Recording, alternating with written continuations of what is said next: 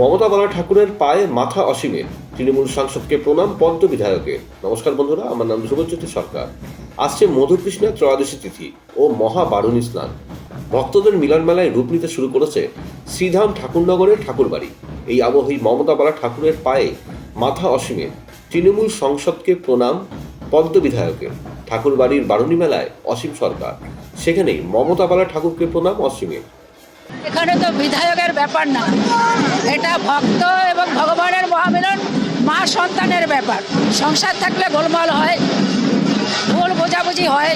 গতবার যেভাবে যে তাণ্ডব হয়েছিল, ভক্তরা সঙ্গে সঙ্গে বেরিয়ে চলে গেল, কিন্তু আবার সেই ভক্তরা ফিরে এসছে আনন্দে নিয়ে।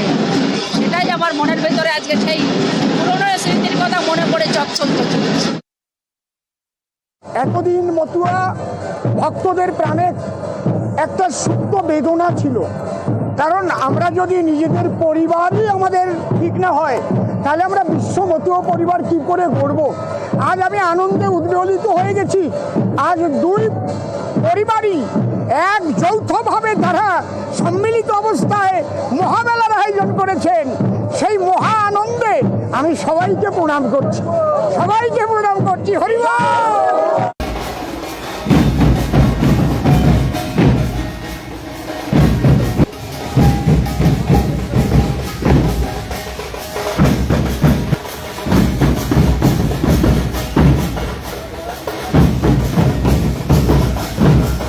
জয় হরিচাঁদ, জয় গুরুচাঁদ,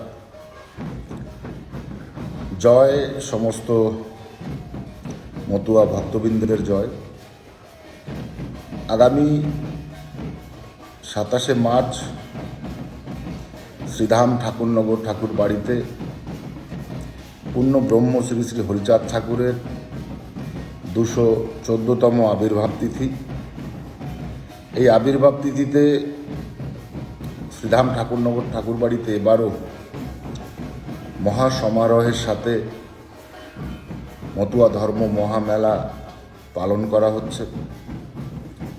আমি সমস্ত সাধু গোসাই পাগল দলপতি এবং ভক্তিমতী মায়েরা যারা আছেন তাদেরকে মতুয়া ধর্ম মহামেলাতে আসার জন্য আমি স্বাগত জানাই। আমরা দেখেছি প্রতি বছর আমাদের মেলা সমস্ত ভক্ত সমাগমে এক উজ্জ্বল মুখরিত প্রাঙ্গণে পরিণত হয়। এবারও ভক্ত পদধূলিতে যাতে ঠাকুরবাড়ি মুখরিত হয়ে ওঠে, ঠাকুরবাড়ি সকলে যাতে পূর্ণ স্নানের মাধ্যমে সেই পূর্ণতা অর্জন করতে পারে, তার জন্য আমি স্বাগত জানাই। বন্ধুরা, ভিডিওটি ভালো লাগলে দয়া করে লাইক শেয়ার করে দেবেন, আমাদের পেজটা ফলো করে নেবেন, আর আপনার মতামত কমেন্ট করে অবশ্যই জানান। ধন্যবাদ।